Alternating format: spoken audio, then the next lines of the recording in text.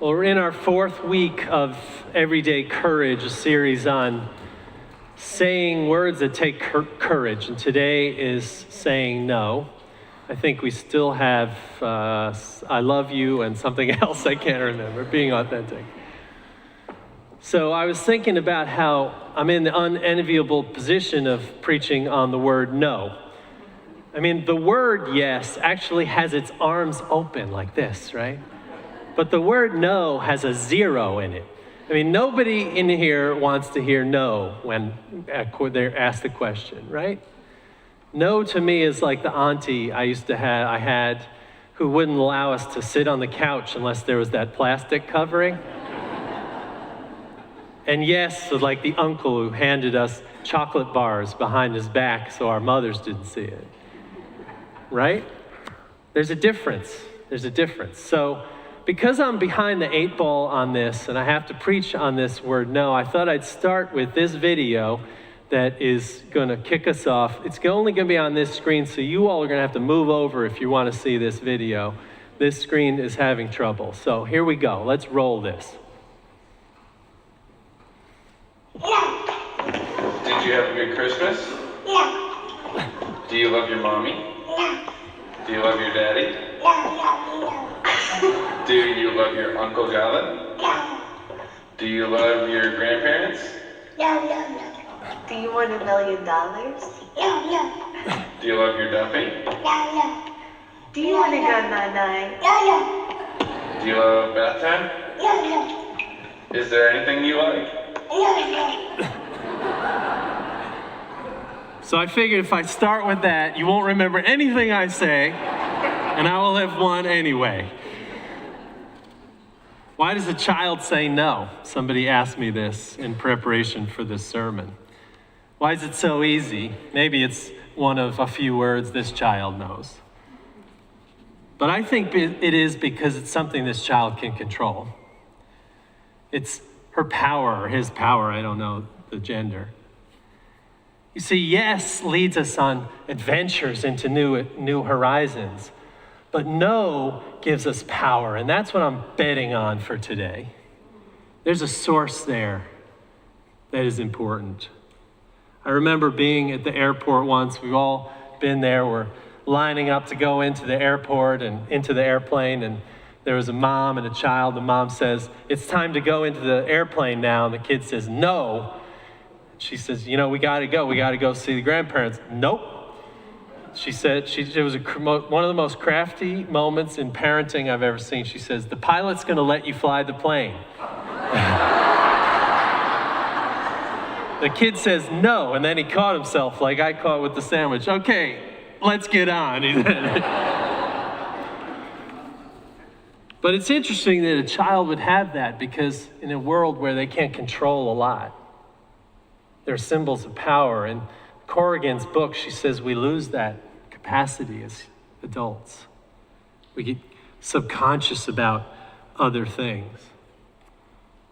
I thought it was also interesting to be preaching this week after the government shutdown ended temporarily, where two sides were exercising their no. One side to me, a little more like the child in the bath, but. So there are upsides and there are downsides to the power of no. The downside, I think, starts with our loss of creativity. When we say no, we tend to occasionally narrow the field of our vision. We don't see ways to solve problems if we start there. There was a study that researchers conducted where they asked elementary school children to help a stuffed bear, get across a table to reach a stuffed lion using some materials, building blocks and pencils and eraser and balls and whatnot, and a wooden box.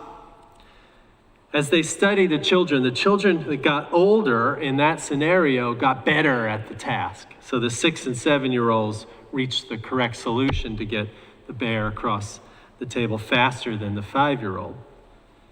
But then when they put one condition on the experiment, the younger children started to accomplish the task better. The researchers made a subtle change in how they displayed the materials. Instead of laying it all out on the table, they took all the pens and the balls and the blocks and put them inside the box. It was a kind of no boundary that they set up. The researchers said that what happened was the younger children started to outpace the older children because the older children started to take that no as the law. They didn't even see the box as a tool to move forward. The younger children moved on. The researchers said that it was a kind of a no to the older ones, and the younger ones refused to see it. In Lessons for Parenting, the researcher said, each time we acquiesce to our children's latest request to buy something or do something, we subtly condition them that their resources have limited uses. An occasional veto will compel them, in this case, literally, to think outside the box. The reporter in the experiment said, despite the temptation for parents to say yes to their children's wishes, research shows that there's an insidious side to chasing after every newest thing. It fosters a sense of deficiency that can never be fully satisfied. When we always yield to our children's wants, we rob them of the opportunity to find solutions by adapting to what they already have. Some of the parents in the room who raised children years ago with less things know something about that. There's upside to no, and that's what I want to focus on. To self-care and to being present and to resistance. In the realm of presence, in my house, we've started to institute a no to technology on Sunday evenings. We call it the Technology Sabbath. Now, I have 2 teenagers, so you imagine how popular that idea is. But we're amazed that when every one of us put away our technology after 6, what happens? We actually start to enjoy each other. We actually find ways to do things together. We actually find that we see each other and we get to know each other and we get along, which is maybe the most amazing thing. Self-care is another version of saying no.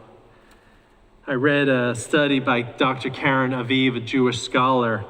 She gave a talk about saying no, how it's actually saying yes.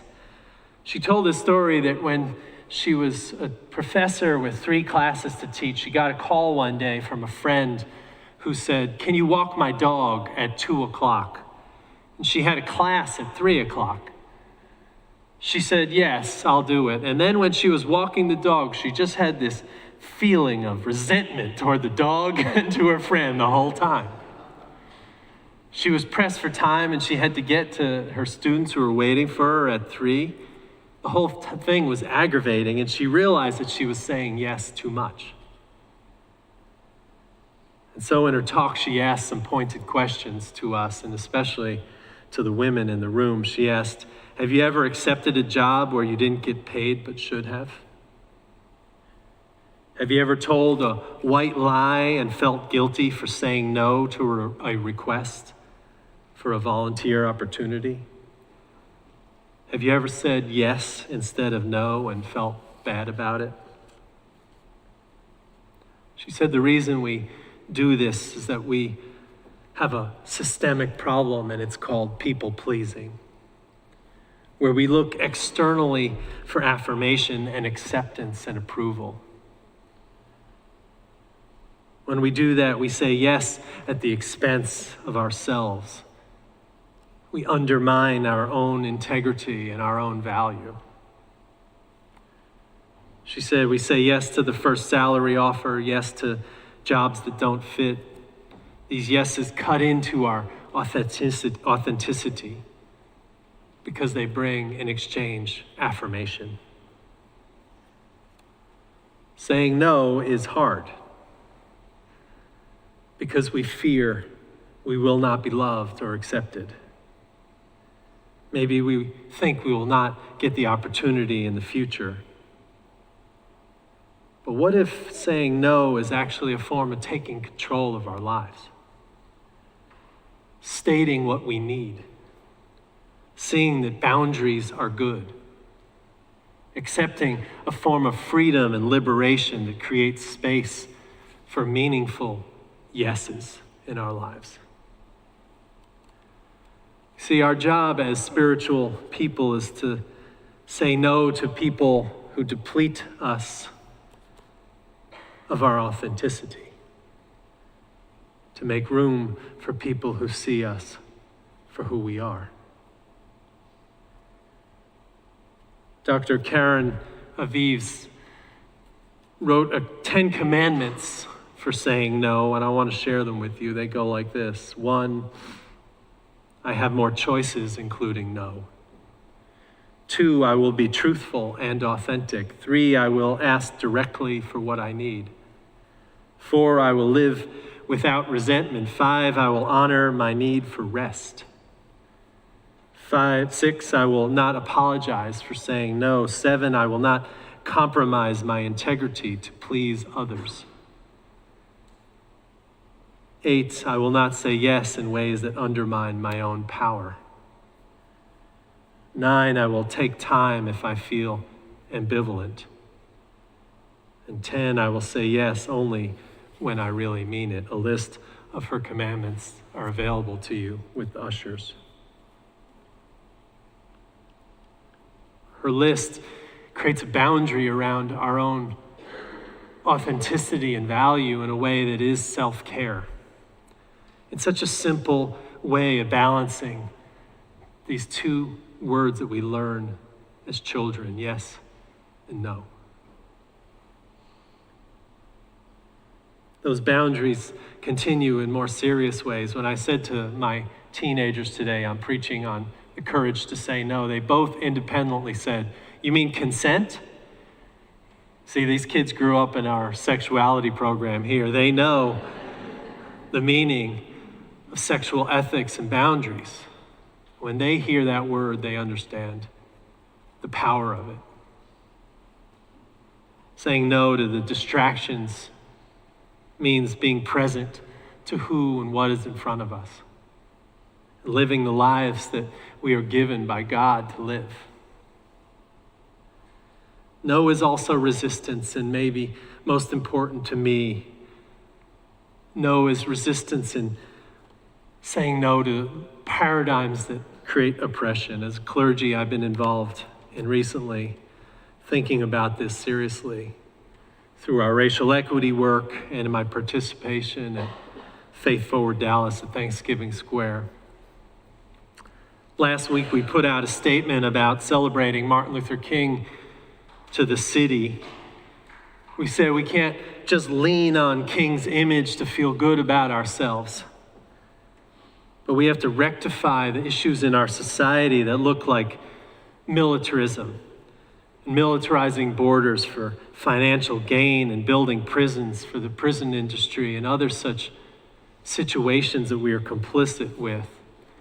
We were saying no to a paradigm that celebrates a man who tried to make change, but now in a society where those changes are even more complex and need our time and effort. And we named the 5 things that Black clergy involved in Faith Forward Dallas are demanding of our city council to bring down the Confederate monuments, which are still up, to zone in ways that create more affordable housing, to proper funding of the Citizens Review Board for the police, to pushing for the raising of the minimum wage and for paying of sick leave. These are the things that our Black colleagues are saying have to stop, cannot be part of the paradigm of today. Saying no to business as usual means saying no to paradigms that created for some and not for others. I thought that there would have been a very different civil rights movement if everyone like Rosa Parks and King and others said, sure, we like it this way. But we have civil rights movement because they said no. And our responsibility today is to find the resistance in what is happening in our lives, saying no to a government that tries to control women's bodies or jail children at the border to lure families who are here illegally. A resistance that says no to more black bodies being killed on YouTube by people we employ to protect us. Saying no to the numbing effect of the news cycle that wants us to look over there while more atrocious and maybe even illegal acts are done on our land and our democracy and our native people and our integrity.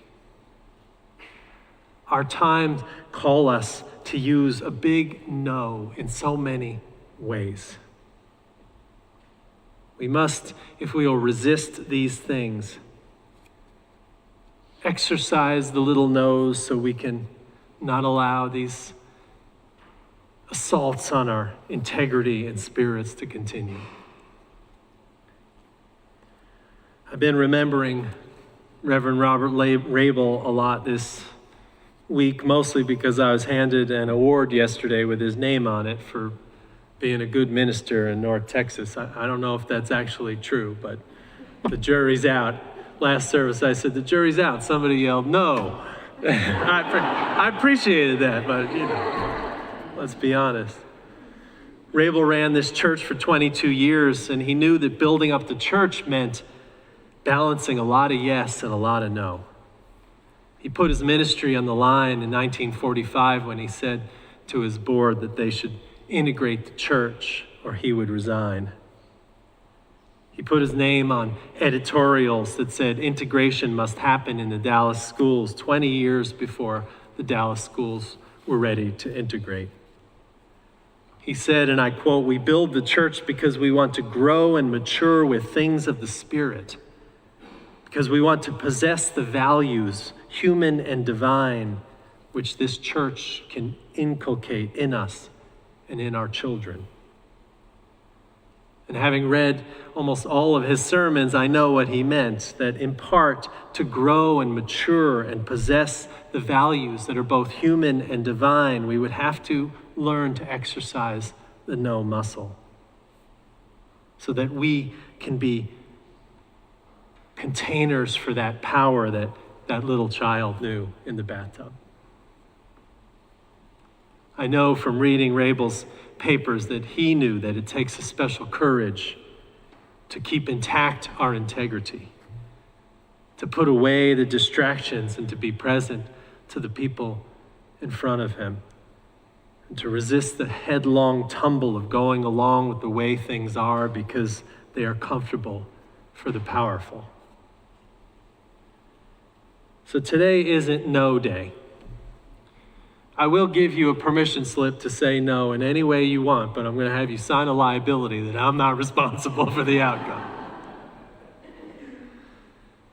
Don't just go throwing that word around, but understand that there's power there that should play a part in protecting your honor, that should hold those around you accountable, and that should join you in a resistance that stands for the values that you care about. So may you find a no at all appropriate times in your life to free you, to hold you, to empower you to be the best person that you can be. May it be so. Amen.